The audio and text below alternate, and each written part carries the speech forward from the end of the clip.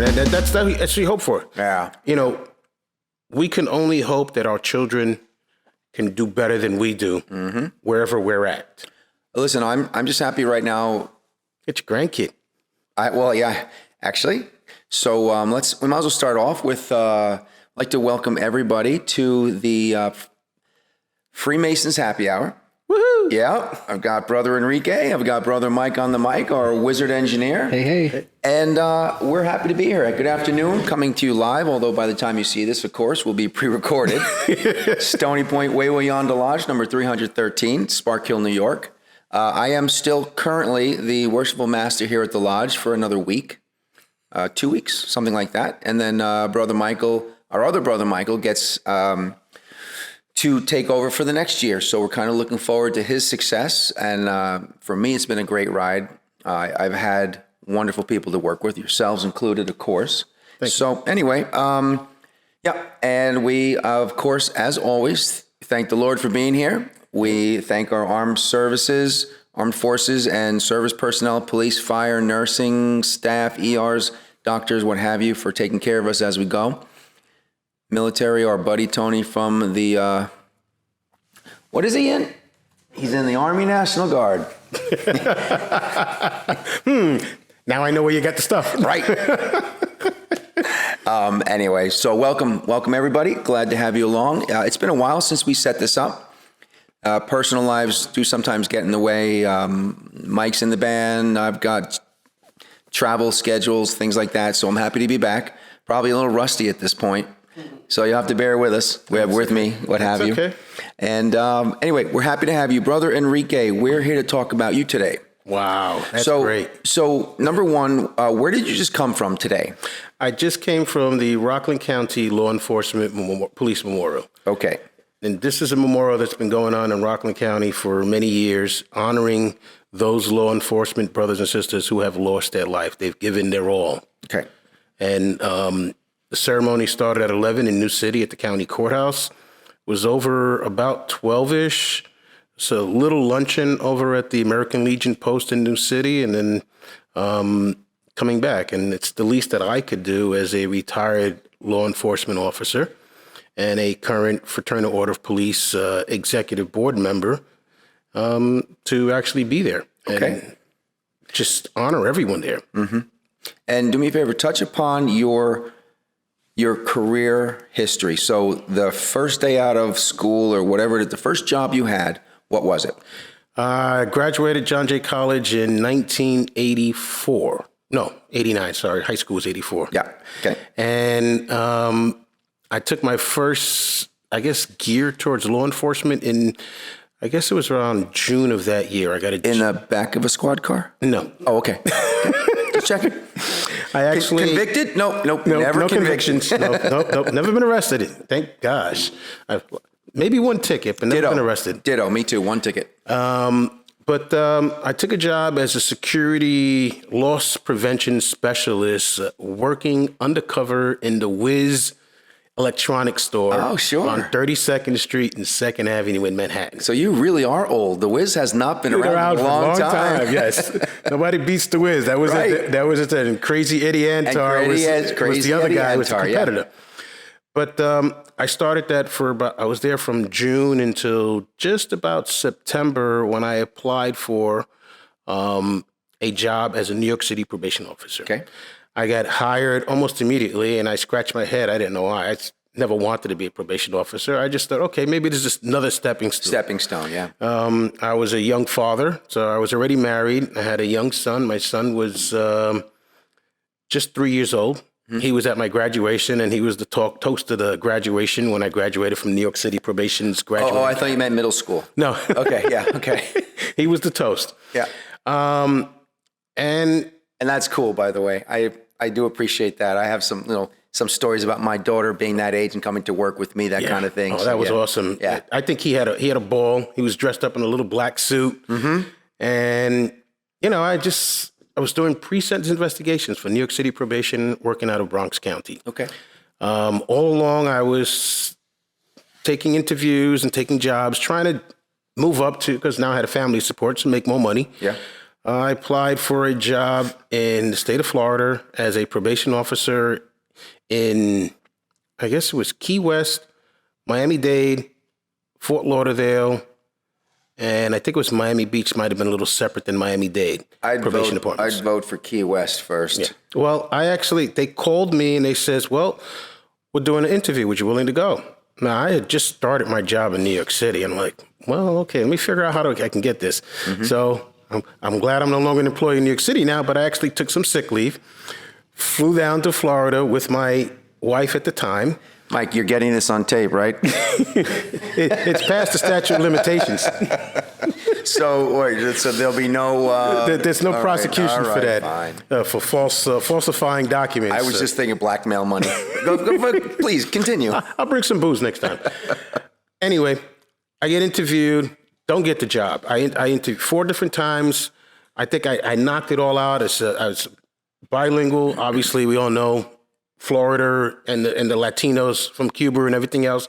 It's right after the Mariel boat lift, so a lot of Cubans that came over, mostly criminals, and they were looking for Spanish speakers. Are you fluent? I'm as fluent as I can be. Understand it better than I speak, but the more I speak, I pick it up right away. What? Speak, not speak. That's great. Speak. Espanol. No, Spanish. I know. No, that's great. And so they never hired me. And I think it was a blessing.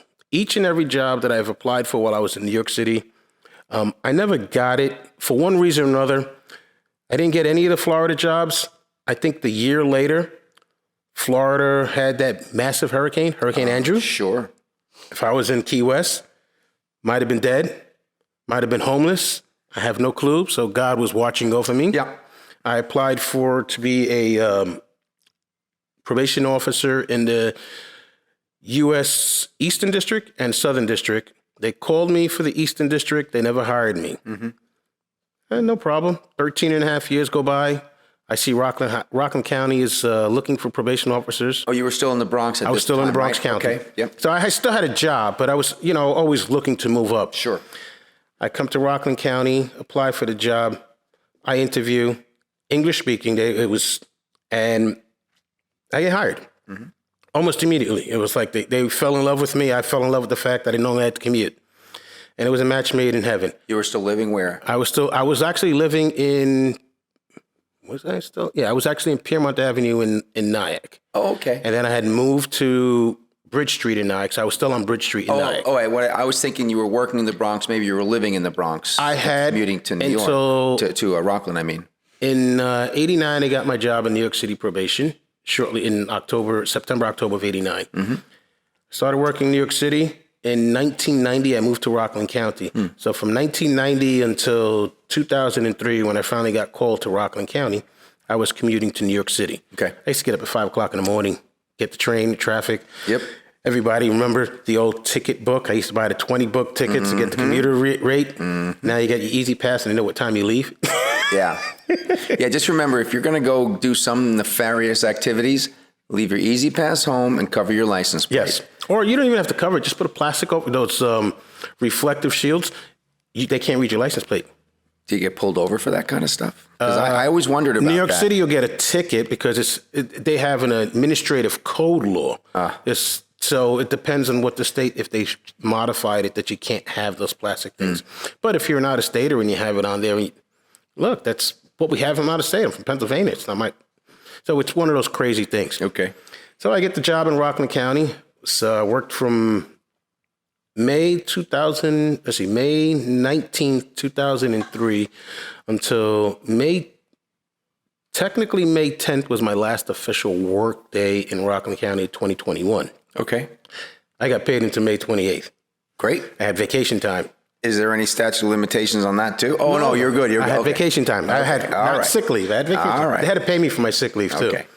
And, I enjoyed every bit of it. For most of my career in probation, I've worked with juveniles, whether juveniles in Rockland County or juveniles in New York City. Now, does that as a probation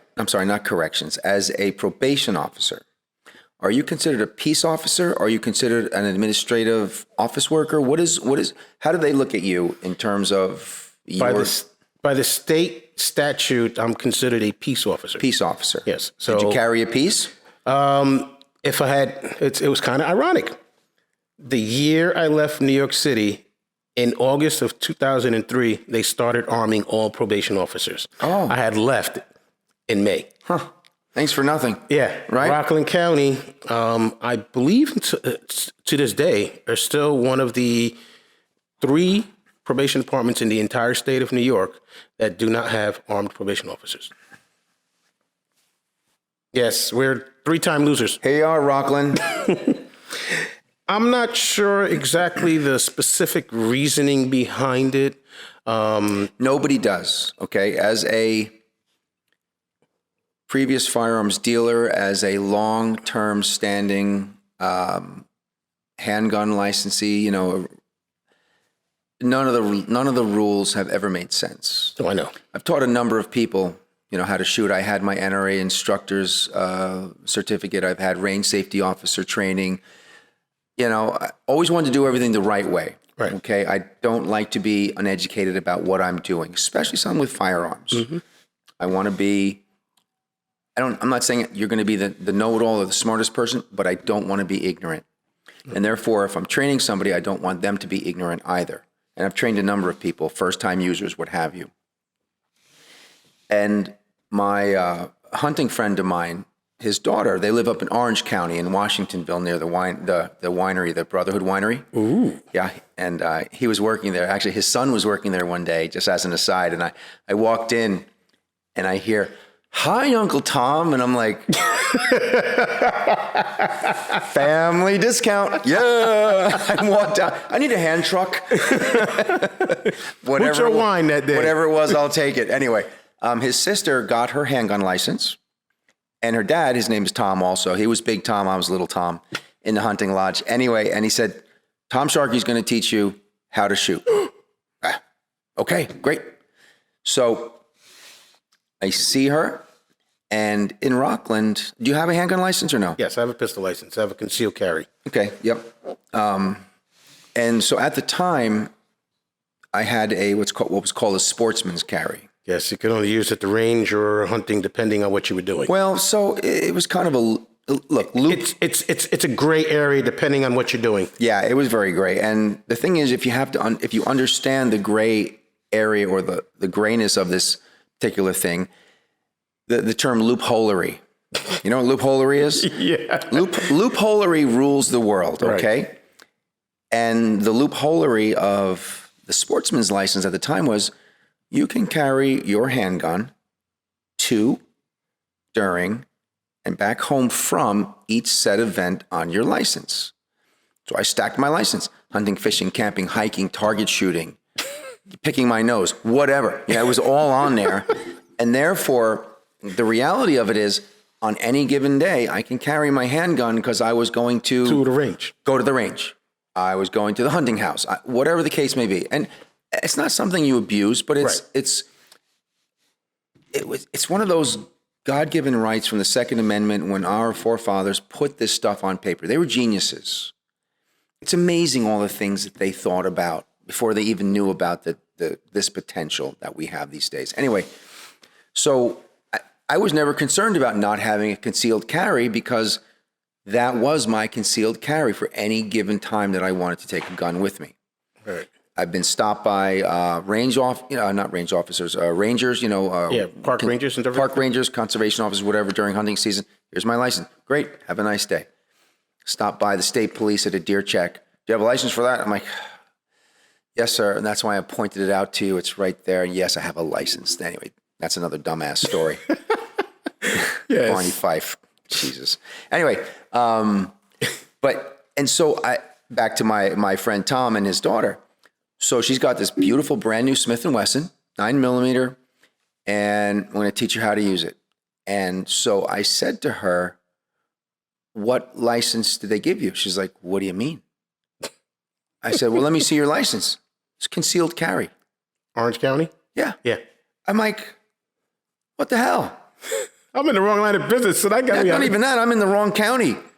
And that's when I learned that it's such bullshit from county to county within the state of bullshit to start with at the state of New York sometimes. Thank God, at least we're not living in New Jersey and those restrictions are even worse, or Massachusetts, that kind of thing. But so we take what we got, right? I'm living here. And so I said to her, well, what did you put down for your, she goes, what do you mean? I said, what reason did you put down for your concealed carry? They didn't ask me for a reason. I just applied for a handgun license, and this is what I got. Really? Meanwhile, in Rockland County, you have to check one of the two boxes. Yeah, I mean, I had to leave stool samples and sperm sample. Can I just give you my underpants? That kind of. They wanted everything. And now you got to do in Rockland County. You actually have. I'm not sure. No, I think it's Westchester County, not Rockland. We're actually lucky about that. Yeah. But in Westchester County, anyone who has a concealed carry who's not retired law enforcement has to do like 16 hours of training, and I think it's annual. I'm not sure. And this keeps changing too. It keeps evolving the rules and the regulations, and not always for the better. Right. Thank God a couple of the Supreme Court folks said, hey, you know what, New York, you're screwing your citizens. Stop it. Yeah. And so, the concealed carry now is kind of a thing for everyone, except for felons, of course. But I mean, do you keep up with everyday changes? Because no. Like, for example, one of our brothers I believe he's in Orange County. Brother George is a dealer and a trainer, and he's licensed, or he's FFL?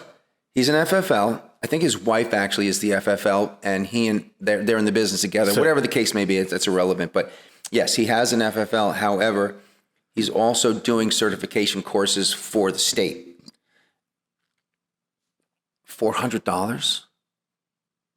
Wow. What the heck did we pay when Sheriff Shields was doing the courses at the Fire Training Center? I didn't pay anything. Right. I don't think so either. I think with the license might have been $100 to apply for. Yeah. I think it's a little bit more now because of everything. Yeah, and whatever, and that's fine. But I don't remember having to pay for the course. It was just mandatory. Mm-hmm. And then at the time I was married, and I wanted my wife as a female statistic, if you will, to also have her license. And she agreed to it, and she went through the course, and I sat through it with her as well. And so I'd done it twice. Right. And then now I come to find out that, and I don't know if that's statewide, if it's another county thing, but it's $400 to sit there through another 8-hour course or something like that. And then I understand there's going to be range time potential for qualifications, which I don't have a problem with. Right. But I mean, what are you qualifying for? Not everybody shoots routinely. Right. Yeah, you only shoot. Some people, if they shoot once a year, and it's when they go to qualify. How many police have never shot in their lifetimes in terms of, on the job, so to speak? Well, many don't. And I mean, the only time they shoot is when they have to go to recertify every year. Qualifications. Like the court officers do and the corrections officers do. So, and the thing is, it's all over the map. Right. Why is that? It's made to make it more difficult for us who are legally applying to follow the rules, whereas we all know the criminals. Yeah. Why make a rule if you know a criminal's never going to follow it? Mm-hmm. And then when it comes around time to punish them, anyone who's supposedly breaking these rules, well, they don't necessarily throw the hammer on them. You carry a gun and you go wherever you want to in New York State and you get caught and you don't have a license. Well, you're going to get arrested for it. But they says a year in jail, and that depends on what county. If you have a license, what do you mean? If you don't have a license. If you don't have a license. And if you're in a different county, let's say you're in New York City and you get caught with a gun, unlicensed weapon, whatever it is, you get arrested for it, you get charged, you get in and out, you get a desk appearance ticket to go to court, you probably get indicted, the whole 9 yards. You'll be lucky if you get 6 months and 5 years probation. Boo-hoo. If you're in Rockland County, you might get 6 months in the county jail. Mm-hmm. And if you're upstate New York, they might throw the book at you. Yeah. So, and it depends on what the situation is why you have the weapon and everything else. So a lot of it, a circumstance, but also sometimes a lot of it is all about how much money you have, who much you know, and so forth. Wow. Well, I got to tell you something right now. I'm glad I'm able to understand all these terms, indictment and desk appearance or whatever, because I watch Law and Order.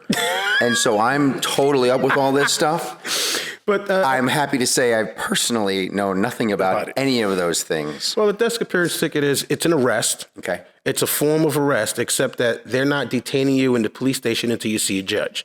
So they give you a ticket. It tells you the date and time that you have to appear. It usually starts off in the local justice court. So if you got arrested, let's say you was in the village of Nyack, one of my normal haunts, and you're hanging out there and you have a weapon, so you get an appearance ticket. Town of Orangetown will come. There's no more Nyack Police Department. The town of Orange to come. Well, they'll do a paperwork. If you're in the village of Piermont and it happens, well, the town of Orangetown, although they over-encompass that area and jurisdiction, but it's the village of Piermont's police department who'll give you the ticket. You'll appear before the village. I'm exhausted Justice, already. Yeah, before village justice in Piermont, you would appear, and then if the district attorney feels that they're going to prosecute to the severest, the top end of, then all of a sudden they'll make a recommendation to refer your case to the grand jury. Okay. And then you could either sit in the grand jury and defend your reasoning why you had it, or not, and let them indict you if they can. And as they've always said on Law and Order, they can indict a ham sandwich. So you're almost guaranteed to get indicted. Great. Yeah. All right. So moving forward, right? Right. You moved to Rockland, work-wise. Work-wise, yes. You spent how much time in Rockland as a parole officer? Probation officer for probation officer. 18 years, almost to the day. What's the difference between probation and parole? Okay, parole officers, one, they carry a gun and they're state certified. So you can carry a gun and you are a parole officer from New York City up to Broome County, or as Erie County by Buffalo. Mm-hmm. So you're a parole officer. Also, the real difference is if you're on parole, you've spent more than a year and a day in prison. Okay. In prison. And if you're on probation, good chances are you spent less than a year in the county jail. Okay. And you then have a term of probation sentence. Okay. Both have similar qualifications when it comes to education. One, you're a state employee, and the other one, you're a local county or town, depending on the jurisdiction employee. All right, good. I've learned something today. That's great.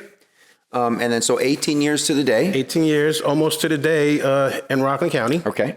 Total time spent? Total time, 31 and a half years. Okay. So I just retired just 2 years ago, enjoying that. And do you miss it at all?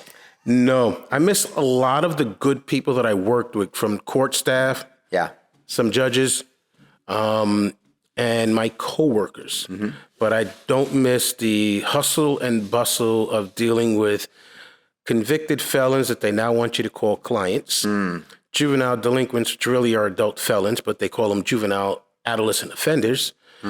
Everybody has a new softer name, and now everybody gets, I guess about the answer is 20-second chances to mess up. Aha. So, you can never really send someone straight to jail or straight to prison, either on a violation of probation or on a criminal offense. Well, they have their due process and due laws. AKA OJ. That's OJ. OJ he's still innocent. He was convicted in the civil phase because the threshold is not beyond a reasonable doubt, but the preponderance, which basically means 51%. Mm-hmm. If 51% of the jurors on that jury felt that OJ should have been responsible, which is what they did, when he had to pay. Well, the problem is the only money that he was earning since he did that horrendous offense was retirement money from the NFL, retirement money from acting. Well, there's a one stipulation when you sue somebody for, you cannot take their retirement money. Oh, so everything from the Naked Gun, he got to keep. He got to keep. And he still gets to keep all those Hertz ads and everything else. Nordberg, if it wasn't. Yes. No, I think it was Nordberg. Nordberg, yeah. So that dumb shit stuck in my head. That's what clogs up why I don't know where I was yesterday. And the only reason why so many people were so happy was that he was arrogant enough, I guess is probably the best word, that he decided to rob a guy who stole from him his memorabilia. And he got in state prison in Nevada for a robbery, a gunpoint robbery. So go figure that out. They couldn't get him for murder in California, but they got him in Vegas. Wow. Basically, it was actually in Vegas. I think it was a memorabilia show, something like that. The guy stole the stuff. He said... And was trying to sell it at the show? He was trying to sell it at the stuff. And he said, this is my stuff. I didn't give you this. You stole it from me. Wow. So he went and he followed the guy to his hotel room, knocked on the door, and he brought some of his friends, and he robbed him. Wow. That's how he ended up going to jail. People don't realize that. Now I think he's playing a lot of golf tournaments in Florida, living and enjoying his life, staying away from California nuts. I heard he was potentially going to be roommates with Bill Cosby. That's another story too. Yeah, never mind. He's going to be a tight end. Or a wide receiver. Yeah. But they did call him the Juice in jail. I don't know what that meant. So, yeah. So that was my little brief overall quick into what I did. And I'm sure it was probably 20 minutes. But the kicker is that probation was great for me. And I took a great joy out of doing what I did. Do you feel like you helped people? Is that part of it? Let's ask you this. Like if you wake up on Monday morning and you went to work, you've got, tell me how many kids, right? Juvenile? Yes, I had juveniles. So how many kids would you see in a day? It depends. When I first started, as everything, it transitions either to heavy or light and everything else. When I first started in Rockland County, I had a caseload of about 300 plus juveniles that I saw throughout the entire year from January 1st to December 31st, that first year in 2003. And actually, that was only half the year because remember, I started in May of 2003. As time went on and the Palisades Mall opened up, it got bigger. But then slowly but surely, it got smaller, the caseload. And not because people were committing crimes less, because most of my crimes were petty larceny, kids stealing from the mall, shoplifting, and kids getting into fights, assaults, and other simple, silly things that when you and I were kids, if we went to the mall, we tried to steal something. Well, one, we got a foot from the shop owner in our rear end. Yeah. And two, they would hold us until our parents come there, and then our parents put another foot in our rear end, and we never did it again. Yeah. Nowadays, they can't reach the parent, or what they've done more skillfully, the businesses as they've evolved, is they've convinced parents that you pay 5 times the value of the merchandise. Okay. And will tell you never to let your child come into this business again. And a lot of parents, you'd be surprised how many just pay that off. Sometimes we get lucky, or the kids get unlucky. The parents had to pay that, but they still sent the paperwork to the police. Oh, man. Went back on their word a little bit, didn't they? Just a little bit. But I think it was more the security officer who just might have been a kid who might have come a second time, but they only reported it as the first time. Yeah. So I used to get all those cases. So I kind of made my own schedule, but my schedule was based upon which police departments were sending me work. Okay. So Mondays usually were, I'm trying to remember if it was the village of Suffern that would send me cases. So I really didn't get a lot of cases in the village. My heaviest day of the week has always been Wednesdays, town of Clarkstown. And then Tuesdays, which was the town, every other Tuesday, Thursday, I can't remember. I had like every other Tuesday or Thursday, which I would get the town of Orangetown. So those were the 2 biggest things. Then I'd get the village of Spring Valley, which they'd have their Thursdays, and the town of Ramapo, which would have every other Thursday. And every once in a while I get a phone call. Hey, Enrique, this is so-and-so detective from so-and-so.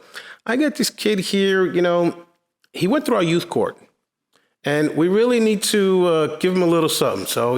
So no problem. So I sit him down, and over the years, I had got some of the letters, because from my supervisor, of commendations of people, parents mainly, of gloating and praising how well I handled the situation. Which was going to be my last question about rehabbing some of these kids. So yeah, please. I helped, in the eyes of the parents, not my eyes, but in the eyes of the parents, I helped them get through one of the toughest moments with their children that they could. And I'm talking people who were of means. So maybe the kids were a little spoiled, but a lot of the kids that I saw, most people would think, oh, they're poor, no parents or anything like that. They're all in foster care. No, a lot of these kids were from, upper middle class families, wealthy families. I had an attorney general's child come in my office once. Listen, nobody's...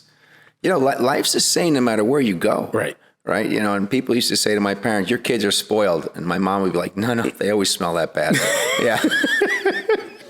But yeah, I had a number of them, and I was blessed enough that my supervisor would put the letters in my file, but they would also give me them. So I still have them to this day. I have about 5 or 6 of them, and some letters that never actually made it to the management, but parents would come by with their kids and they'd give me little gifts. Like if I was a teacher or something like that, here's something because, you know, I like how you helped me and everything else.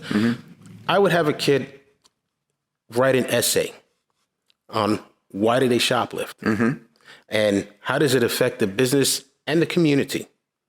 They're like, what do you mean? It's like restorative justice. Yeah. It's kind of what they're supposed to try to do now, but you could never get a young person right now, or even an adult, to admit that they did something wrong first. And the best part about the job that I had, if a kid went through my program and they completed it, they never had a record. That's good. So I was able to seal that record, nothing. And the funniest thing is I would tell kids, you come in with your parents, if you do this and you never get into trouble again, you can be a cop, you can be a police officer, you can be a parole officer, you can be a police, anything that you wanted to do. That's and you can always encouraging. put down on your resume, you never were arrested. Because as we started moving along, up until I retired, they were changing the laws so that in the past, you could never ask anyone, have you been arrested? If you notice that early on in years, they would always ask people, have you ever been arrested? Well, an arrest isn't a conviction. So as time moved on, now they can only say, have you ever been convicted of a crime, misdemeanor, or felony? Yeah. So I would tell the parents, this is not a conviction if we never make it to court. But yet, many times, I knew it was actually pleasurable, even though that they goofed and they didn't understand it at the time and even as they grew up. Yeah. Because I would get them to come back and they were applying for jobs, going to the military, and they'd say, well, oh, geez, I went to Rockland probation, so I got to go there and get them clearance. And I'd say, didn't I tell you you never had this? Oh, yeah, I remember it now. I says, well, you've already mentioned to them, so what we can do is no record. It reminds me of Stripes. Yeah. Have you ever been convicted of? No, never convicted. Yes. I think what was the other line? Are you a homosexual? No, but I am willing to learn. It was love those stupid movies. Oh gosh, yes, yeah, it's great. So that was the beauty. That was what always got me going, because I always put down, if I could get one kid to never become a repeat offender, my job, my career is successful. That's good. That's good. You know, and I think I did more success. I ran into, just before I retired, a young lady who I had, who actually at the time was working as a sheriff's patrol officer. Oh, okay. So it was real. She says, you don't remember me? I says, I'm sorry. I'm great with faces. I'm horrible with names. I says, you look familiar, but probably because I've seen you every day here, because she was security in the lobby. Okay. I was so-and-so, and you had me. I says, oh my God. I says, look at you now. And wonderful. And she got a job in law enforcement. And I see young ladies that I've had on caseloads that were PINs, persons in need of supervision. Okay. Or I had who were just on supervision as an adult, because I did, in Rockland County, I did that 16, 14-year-old cases. And then when I did my last 3.5 years of Rockland County probation, a lot of violations of probation. So I had to make a recommendation to the judges a lot. Like people were going to jail or prison based upon what the supervision probation officer would recommend to me. So I would kind of fight with the defense attorneys and trying to get that to happen. Good for you. And I ran into a lot of them. Yep, good for you. Well, that's great. I appreciate hearing that. It's not always cut and dry, right? There's always an opportunity to change somebody, to work within the system. That doesn't necessarily mean you have to just get flushed down the toilet of life, and you can have a second chance. And that's fine. And I love the program. That's what the program was designed for. Good. But what they've turned, in my opinion, of 31 and a half years as a probation officer in New York City and in Rockland County, they've turned the entire criminal justice into criminal justice reform into everybody gets that opportunity, even though they don't deserve it. Oh. So, in other words, when it comes to adults, well, whereas before, if you were arrested 25 times for the same thing, well, they'd hold you in the local county jail or in the town court or whatever. Nowadays, you still, no matter who you are, regardless, from top to bottom, you get a desk appearance and you're gone.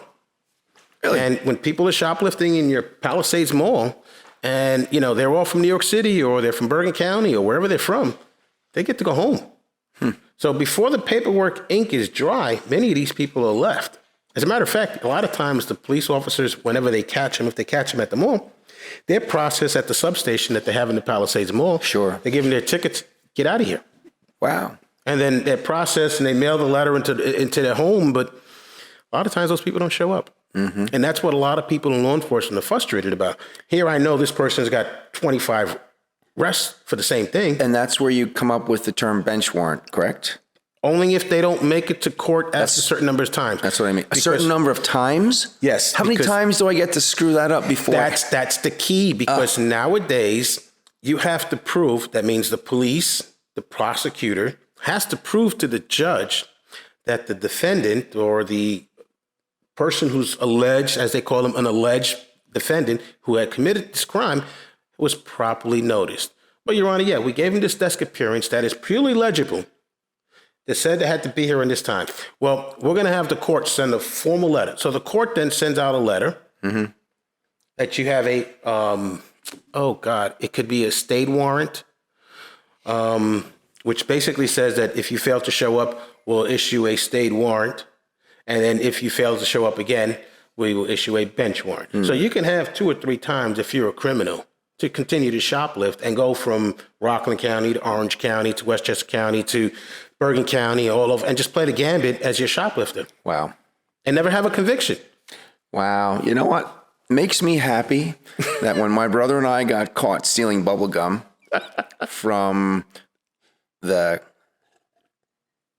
was an old time in Congress, there was an old time pharmacy had a soda fountain. Ooh. 3 or 4 pumps, whatever, fountains as you walk in. And these just, at this point now, vague memories of being a child, my grandfather taking us to get a soda, egg cream, whatever it was. Oh, I love those. And I remember a bucket of Bazooka Joes. Oh, yeah. And my brother's the one that got 3 caught. for a nickel. Something. 2 cents each, 3 for a nickel. I remember those. Who had 2 cents? Who had a nickel? We was, remember, we I- was a bunch of poor kids back in the day. I mean, it was still the 60s when this happened because, I'm fucking old. So Here's to us old bastards. yeah, cheers. And that young man over there, he can't even fit into this conversation right now. No. That's all right.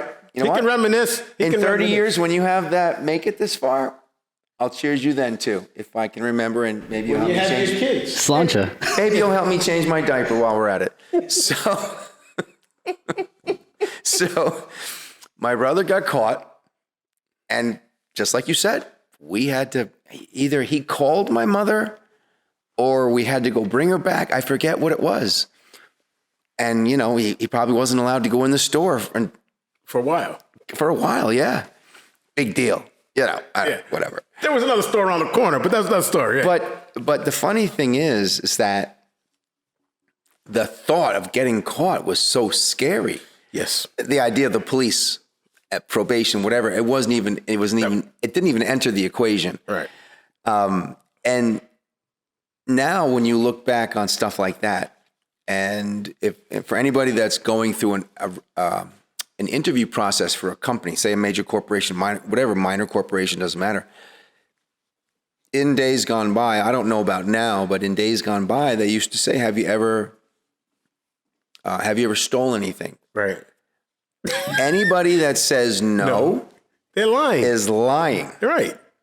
And I thought back about it, and then on future occasions of just corporate theft. Right. Right? My dad would come home making copies of Boy Scout or Cub Scout stuff for my mother.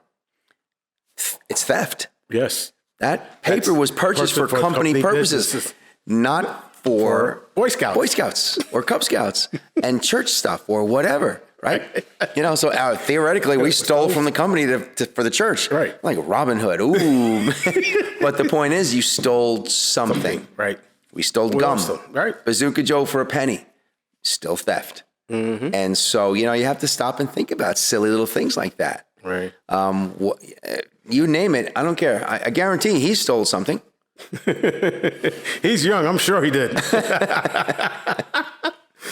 Anyway, I want to actually now kind of switch a little bit of gears. Okay. And let's talk about a little bit of masonry. Okay. We have had a good relationship here, I think, you and I, I think so too. amongst the brothers of all, of course. And for the most part, our group is pretty solid. Yes. I would say that We too. have our differences. Every person does. We do? Yeah. Yeah. Come on, we're brothers, brother. We are brothers. Brothers from another mother. I get it. No. But, in terms of whether it's political, whether it's employment, mechanical, it doesn't matter. But we still managed to get along pretty well and serve a common purpose here. Yes. And so starting with that, when did you actually become a Mason, and things like what brought you to Masonry? Well, we all know, I know you and I know Brother Rolf. You know Brother Rolf, right? Yeah. Okay. Well, Brother Rolf and my girlfriend at the time were bowling on the same team. No. Oh, okay, Bowling sorry. on the same bowling team in Montvale. Oh, that's right. You're a bowler. A bowler. So, Okay, highest average held ever. 2-0, I think it's 202 within the past 10 years. Nice. I held a 192. I was pretty proud of that too myself. This year, I don't know what it was. I only bowled like 5 or 6 times this year, subbing. Yeah. But in previous years, 202, I think, was my highest overall average. That's exceptional. I basically stopped because my drinking team had a serious bowling problem. Yes, I'm sure you did. Oh my God, yeah. So I was having a hard time on Mondays. You mean both Sunday nights? Sunday nights. Oh, yeah, that's a tough one. We went through the gamut. We were in Country Club. We were in the Hub. We were in Interstate. We went to, I started in... Pearl River? No, I started in West Nyack. Oh, wow. Kingpin. That was the last, my son and I, because I was originally from the city. I moved up to Rockland County in 1990, as I stated earlier. Yeah. But I used to always, when I was going up to either Spring Valley or one of the shopping centers, we just take the thruway because it was faster. Yeah. Because at the time, in the late 80s, early 90s, Route 59 was one highway going westbound and one lane going eastbound. It wasn't until the expansion of the mall that they finally put 2 lanes 80% of the way, except in Spring Valley and Ramapo, which now it might as well be a highway because it's just congested totally. It's a mess, yeah. But I used to bowl periodically when I finally realized, passing through 59, oh, wow, there's a bowling alley. And I think I bowled maybe 3 times with my son before they finally closed the lane out for put the new mall. I wish the bowling alley was still there and the mall was gone personally. Yeah. 'Cause I miss it, even though it was sinking, and it still is sinking. So I got into masonry because of Rolf, who I saw. He had the old Stony Point Way Beyond the Lodge jacket, and I noticed that and I recognized that. And at that time, it was around when I don't know if you remember the movie National Treasure that came out. Sure. All right, both of them, the Book of Secrets and that. So I watched it recently, actually. I love the movie. I love the history. I'm into history. I'll watch anything on the History Channel that has to do with ancient Rome or Egyptians or anything else, just because of it's amazing at what they've accomplished, and which is a lot more than what we can say we've accomplished here in America and the United States and the world as a hell right now. Yeah. I mean, they had less abilities, but they had more competence to do what they needed to do. They had less technology. Yes. Their ability was exceptional. Yes. Yeah. And by the way, for the record, yeah, it was a pretty damn good movie. It was. I think both of them were awesome. I am so not a Nicolas Cage fan. Yeah. Nicolas Cage and Keanu Reeves are right up there neck and neck with me on the floor. Sorry. Well, they both have come up with a couple of movies that I've actually enjoyed a lot of. Isn't that funny, though? You say a couple. Yeah. One or two here and there. I mean, for Cage, it was the National Treasure movies and Gone in 60 Seconds. I think that those are his 3 best movies, in my opinion. Yeah. And for Keanu, no, I won't go to Matrix. I will have to say John Wick. Okay. Because he doesn't talk. He doesn't. It's amazing to watch someone. Now, remember, I come from law enforcement. Mm-hmm. I come in, and here it is. And I guess it's probably because of what I've always done. I've always championed for the guy who's getting beat up and, try to help the little guy. And John Wick, although he was a murderous at the height of his crime wave, the best killer in the world, I mean, you kind of felt bad for him. Yeah, he even probably surpassed Hillary Clinton. Yeah. The funny thing is, though, I watched the first 2 John Wicks. I haven't seen the next 2. I want to see the fourth one, and I haven't been able to get to chance to see it. Have you ever tried to shoot 800 bullets in an hour and a half? No, I've probably gotten close to about 150. I'd end up in the hospital with traction in my finger. Yes. Okay, I mean, it's ridiculous. I can't even spray the windows with my Windex bottle and not get a cramp. Yes, I have the same problem.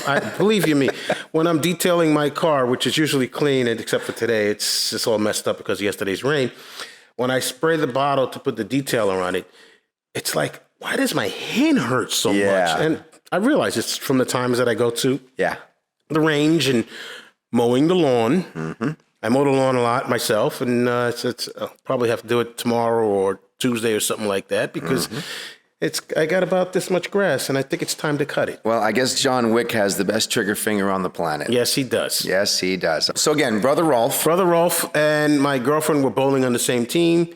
Noticed he had one of the Masonic things on his jacket, and so I asked him, I said, so what's this about? When you think about events like that in the past, sometimes the details are pretty muddled. Yes. Like, I remember Brother Blanky talking, and I remember thinking to myself, I don't know what he's talking about necessarily, but this guy has got the gift. Yes. And I still remember his voice in my head taking me through my second degree, my fellowcraft degree. And so, the fact that you don't remember because I don't remember if I was raised with others or right now at this point. There was 5 of us. I do remember there was 5 of us. 5, okay. Because we had to get the master at the lodge, and I believe it was Brother Tom. Uh-huh. I think he was the master at the time. Brother Secretary, yeah. Brother Secretary. Yeah, he did one of my degrees also. Yeah. I remember that for sure. And I remember when I was raised, and Brother Blanky did his section that he did. Always, yeah. And exceptionally it was well. exceptional. Yeah. It was flawless. Yeah. And I just said, our nickname for him was the hard drive, right? No, but it fits perfectly. Because his stuff was right there. Every time. I mean, between him and Brother Treasurer Conklin, when he does the working tools. Yes. That is another one. I mean, I just see my brothers. My brother. Every time he says that, it's like, boom. And it's like, wow, it just flows. Yeah. Now, what positions within the lodge have you held? Which chairs have you held? I've actually pretty much stuck at the same chair. And not that it's being stuck, but from junior master ceremonies to senior master ceremonies. I mean, a couple of times I sat at the junior deacon. I think a couple of times during COVID, I sat at senior deacon. Okay. One time I might have sat at the, no. Well, you sat at them, but officially? Officially, no, but I just sat in them chairs. So the only official chair I've had as an official officer of the lodge was as junior and senior deacons. And is that because nobody likes you? Or taking my truck and going home, taking my football and go. I mean, it's up to you. It's always up to you, of course. So I know I've refused several positions for several years because of work. Right. Have you been offered them? Have you had any desire to move up? The only or move along? I had some desire. And initially, I really wanted to seek the chair, which you still can, which I can. But as I got older, and not that I don't appreciate what goes on through the rest of the chairs, but I think I found the niche that I really do rather well. And yes, I can probably do junior and senior deacon without any problem because I've been here long enough and I understand it and I understand what they do. But I think it's much more important. Unfortunately, I've been committed to other organizations in my life. Yeah. And between many years ago being in the Police Hispanic Society as the former president. But you've also become president of something else now, correct? Well, I am what's called a Zone 1 vice president of the New York State Fraternal Order of Police. There we go. And basically it's a state, as it says, executive board member. Okay. It's a state office job. By the way, we're not paying for that little advertising you're doing there. It's okay. Yeah. No. I would have come in with my suit jacket, but I left it in the car because I felt that was just a little too overdressed. Yeah, thanks for that. We're fine. No, we're fine. Listen, I was going to come in with a Hawaiian shirt today, but I didn't. All right. Wiki wacky wookie. Yeah. And then in Nyack, what are you doing in Nyack? Currently in Nyack, I am a volunteer firefighter, have been since for going to be 32 years. Admirable, admirable thing in your community, and having had fires in a home twice, I thank you for that. You're welcome, and it's always my pleasure. I enjoy, as you can tell, giving back to the community. I feel it's the least I can do. And yes, I volunteer as a firefighter in Nyack, have done so since 1992. Do you hold a position within the fire department? I currently am the company's fire captain. I am my company's commissioner, which basically I represent my company at the commissioners meeting of all, we call them the board of commissioners. There are 8 fire companies in Nyack, so each company has a representative, and I am one of those representatives. How many houses are in Nyack? There are 6 houses. 6 houses, but 8 companies. 8 fire companies. If I'm not mistaken, I remember you share in your firehouse 2 companies, right? Yes, my company and the rescue company. And you're on Park Street. We're on Park Street. And I bartended for at least 2, maybe 3 years in Partners on Park. Oh, yes, that lovely apartment. Which started out as Josie's Cafe. Yes, and now it's a condominium. Yes, it is. Complex of rather expensive. They started out at $350. I think now, last time I saw them advertised at almost $600,000 recently. Josie, by the way, she's deceased now, was my ex-wife's aunt. Oh, wow. Her mom's, my ex-wife's mom's sister. Say great things for nepotism. Yep. Well, actually it came about kind of an interesting way. I had bartended in catering for Colonial Inn, Paul Guarino, since 84, 85. I was there with him probably 12 years. So you was probably there with my fire company. We used to go to Colonial Inn. Probably. Colonial Manor in New Jersey. That was Tappan. Old Tappan. Yes. A guy named Herbie ran that one, and Paul, I think, had a part of that for a while. And I had worked in there on several occasions. We had I worked in Nicole's at West Point. I worked at whatever the one on 9W is. It's was a Torhaven Casino when we were kids. And anyway, so I had no problems just taking the job. And at the time, when I was married, my wife's aunt said, "Look, I need somebody in there I can trust. I'm starting to lose money on Friday nights." Ooh. Yeah. So that whoever at the time was in there must have been questionable. Yeah, well, there was a lot of questionable people that were in there in those times that I couldn't recall for being volunteer firefighter. Yep. And some of them were the firefighters, and not for nothing. Yeah. Yes, many of us are very honest, but some of us are unscrupulous. It wasn't about the clientele; it was about the employees. Yeah, I know that. Yeah. That's what I meant. Yeah. So anyway, but they were friends of the firefighters. So I was in there from probably 95 to the end of 97. Oh, so you got to see the old original firehouse before the new firehouse is there. Yeah. It's a big difference. Yeah. Bigger firehouse, and we actually have technically more space in our current firehouse.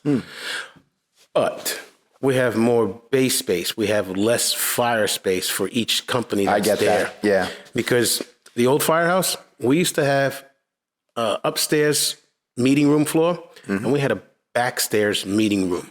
Oh. We had a backstairs kitchen, which was the only kitchen that we had, and it was old and, hadn't been updated in many years, but we didn't have a kitchen upstairs. But we had a wet bar upstairs and a wet bar downstairs. And you said in that house when? 1992, August. Oh, okay. So I just will complete 31 years in the fire department.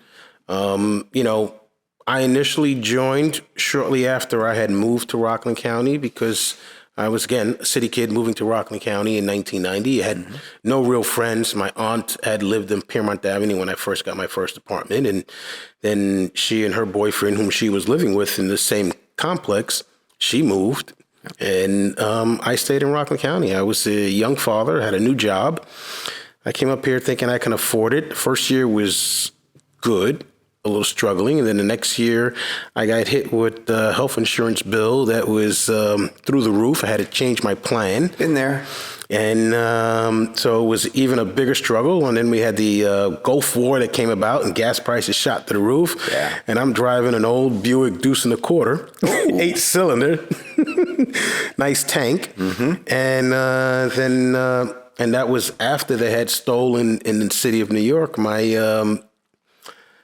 1980 Pontiac Le Mans. Oh. Yeah, I love that car. It was 4 doors. And I'll never forget when I told my son that my car was stolen and everything else. I had to wait for my wife at the time to come back to the Bronx to pick me up and bring me back home. But my son says, my car seat, because he had a booster seat. Oh, yeah. He missed it. Oh, jeez. They stole my bowling ball. Yeah. Bummer. Which was kicker because I used to bowl in the Family Court Bowling League when I used to work in New York City. Yeah. And so I used to park it basically in front of the bowling alley. So when I get out of work on Wednesday nights, I would go to the bowling alley, walk to the bowling alley from the courthouse, and my stuff was right there. But Yeah. lunchtime. You're talking about New City? In New York City. Oh, New York City. So I walked from the courthouse in the Bronx on 161st Street, Family Courthouse, to 161st Street and River Avenue, right where the bowling alley is. We used to call it the House of Pain. Wood lanes. It was marginally taken care of. Yeah. But sufficiently enough to bowl. But it was very tough to bowl. I carried, my lowest average was a 130 when I first started bowling again. And my highest average when I left New York City from bowling was around 185. Which is not too bad. And for the House of Pain, it was great because the moment I started bowling in the north, here in Bergen County, in Montvale Lanes. I was carrying a 200 average with a scratch league and on a Tuesday night majors. And because I used to go practice on Saturday mornings with my son, and we used to hook up with some of the old timers there. And they said, you're a pretty good bowler. He said, want to bowl? I said, I can't. I got the city. I can't bowl 2 nights in a row, being away from my family and everything else. I work in the city. I said, well, how about subbing once in a while? I said, okay, I'll sub once in a while. And that's how I was doing the same thing. And I got suckered into subbing more regularly than not. Then I never joined the league officially until many years later when after I had met my girlfriend and we had been dating for a while. And I subbed on her team because of Brother Rolf. Shortly after he got an injury to his foot and he couldn't bowl, so he paid for bowling and I bowled basically for free as a sub. And, I was hanging out with her, so it was like, a good night out and everything else. And so we had a good time. Good. And then about 2 years after Rolf stopped bowling, my son, my girlfriend, one of her friends, and someone else got together and made a team together, and we did well. We came in first place in the first half and second place in the second half, and we lost the playoff game that we had to see who was the overall league champion. Yeah. And unfortunately, we should have never had to play that game because the guy that we had, he was a great bowler. He was at the time new 2-handed bowler. I've seen it, but I've never watched. I've never been on a lane when someone's doing that. It just looks so awkward to me. It does, but once you see it more often, you realize it. And then, but this kid, he was high strung, and I can't remember. He had some sort of disease. Trying to remember. I don't think it was ADHD, but it was something else. So he was having problems with dealing with people, and one of the things that really hurt us more is that he didn't have the money to bowl, but he didn't tell us, and he never showed up. I've had that on my team as well. And the sad part is that when we needed him to bowl and he did finally show up, he didn't bowl his average, and he was a 220 plus average bowler. Oh, snap, really? So he was a high ass bowler. Yeah. And he couldn't bowl at high average because of his struggles with whatever he was dealing with. And like a lot of people with a lot of mental illnesses or Conditions. medical conditions, we'll call it, because I don't even know if it was, I can't remember. I don't think it was a mental illness, but it was a medical condition that he was having some difficulty adjusting to. The worst thing is that he lied about what he was dealing with instead of being honest with us. Yeah. So if we could have replaced him with somebody permanently, and at least knew we had that person instead of him coming every couple of weeks and then having to scrape and scrounge for the money.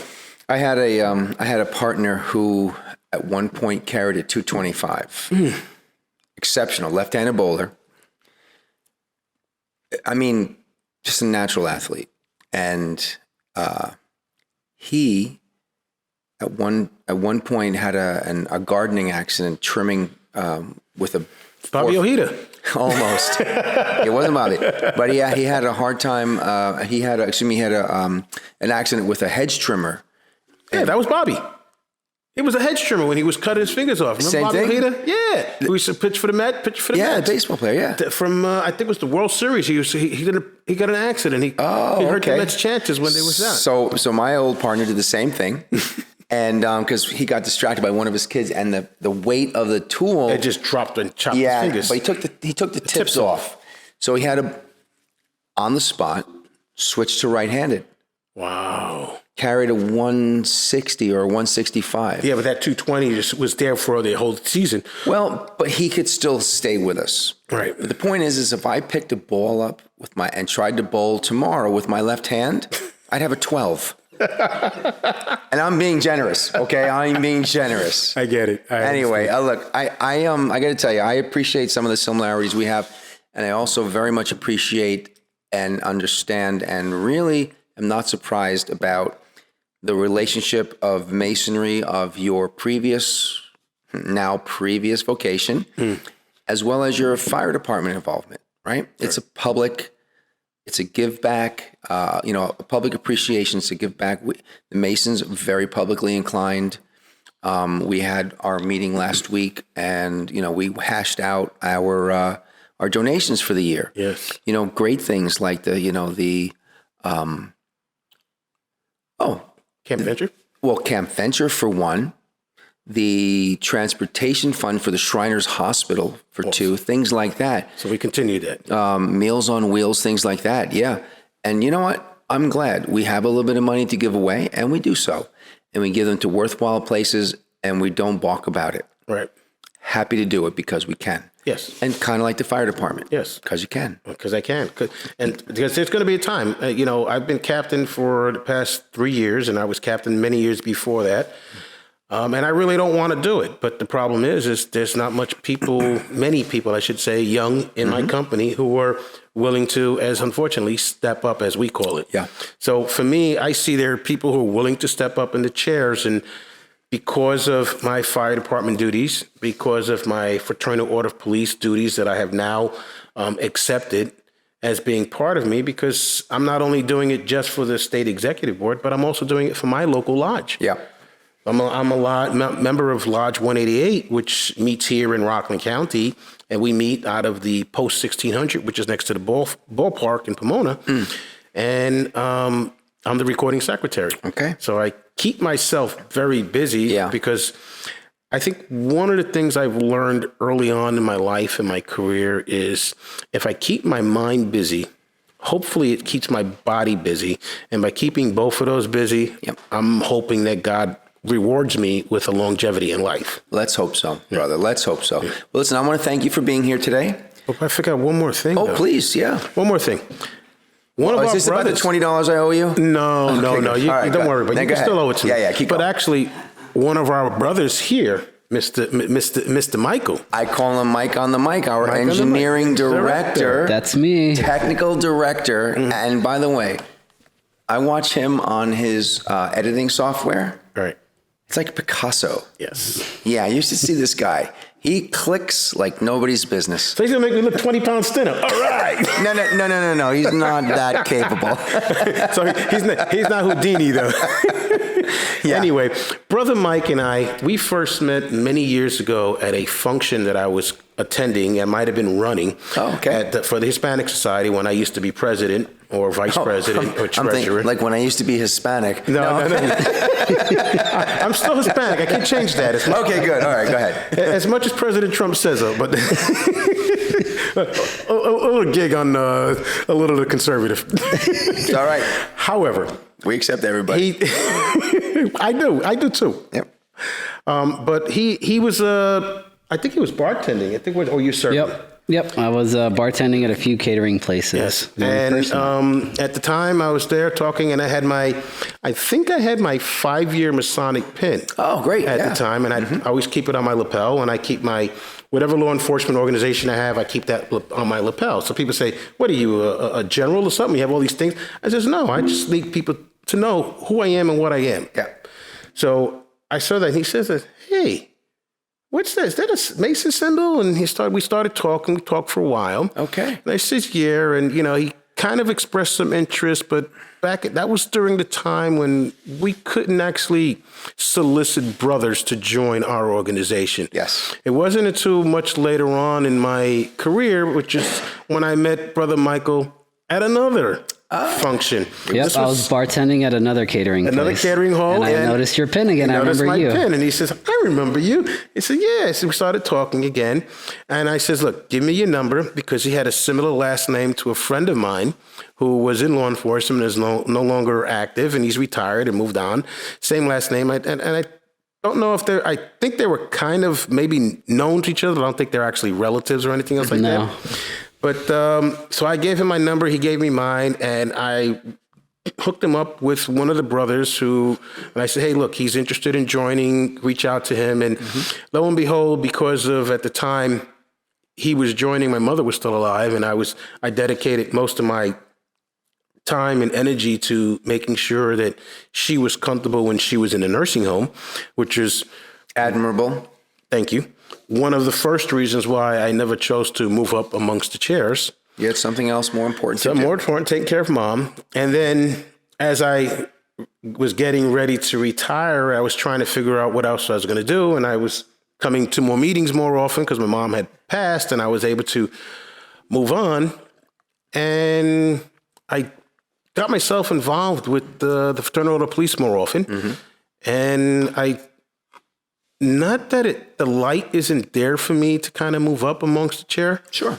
But it's something that maybe in the future I might do it if I feel that I'm more proficient enough. Because that's always been my fear. And, we all know our proficiency in what we need to do, verbalization in the skills that we need to have as brother Masons. Yeah. That's always been somewhat difficult.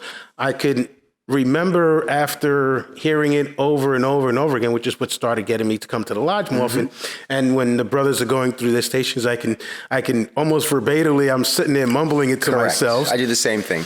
But if I have to be to start it and do it. One thing you have to remember is, including myself, nobody's ever perfect. I know, well, except Brother Blanky. Brother Blanky is, okay, we're going to give you that one. Brother Hard Drive. However, that being said. And we had Brother O, who's now in California, who was awesome too. He was awesome too, you're right.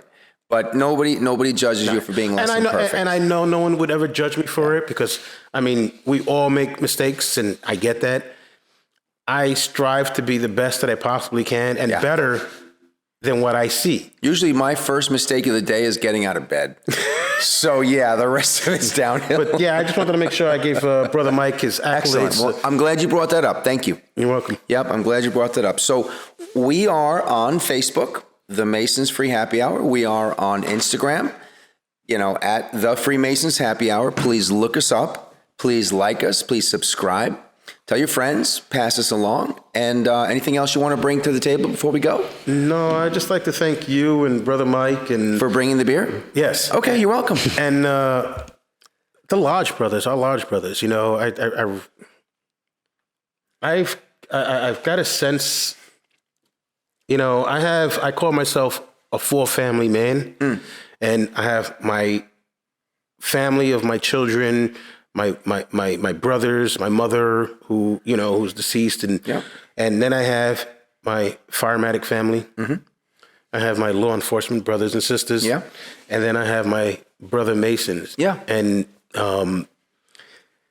I love being a Mason. I love everything what Masonry has to offer. And I met my best friend who passed in September of last year. Sorry to hear that. Brother David. Do you remember Brother David? Sure. Scottish brother. Yeah.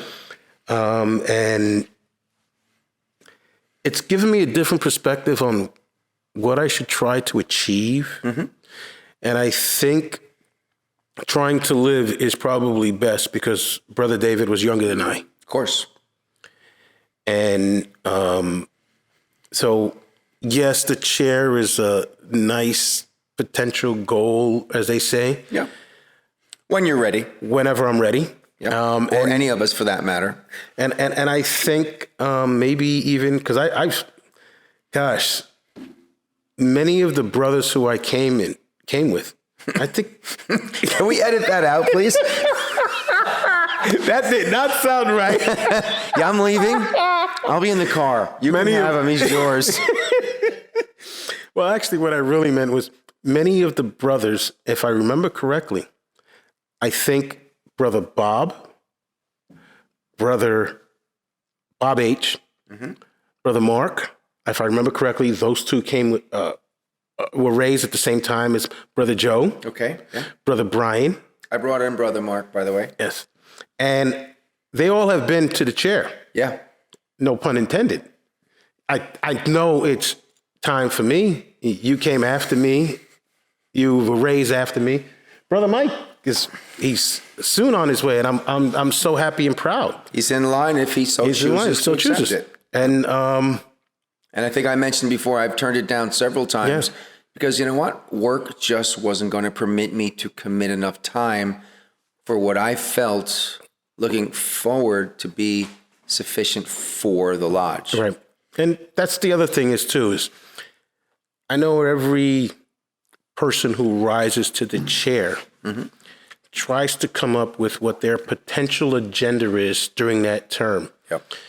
There's a lot of things which I would love to try to do, but I think what I see as our brothers and how our lodge is, and I think we have a wonderful group of brothers who come to this lodge with the intention of helping out, and which is what we're supposed to do anyway. And the direction is there. I mean, if there was a vacuum, then there probably would be a more sense of urgency. I don't see that there's a vacuum at this point.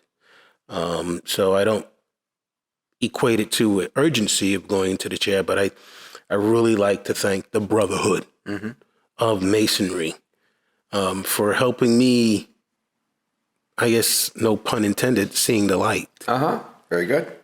And very good. That is what makes me who I am, I think. Yeah. All my experiences with all the brothers here. All your experiences with in life, everything you do. And, the firehouse, the fire, the law enforcement, the probation, the fraternal order police, the Hispanic Society, seeing how that it is and trying to, and the juveniles that I dealt with and trying to help them become better people because they can.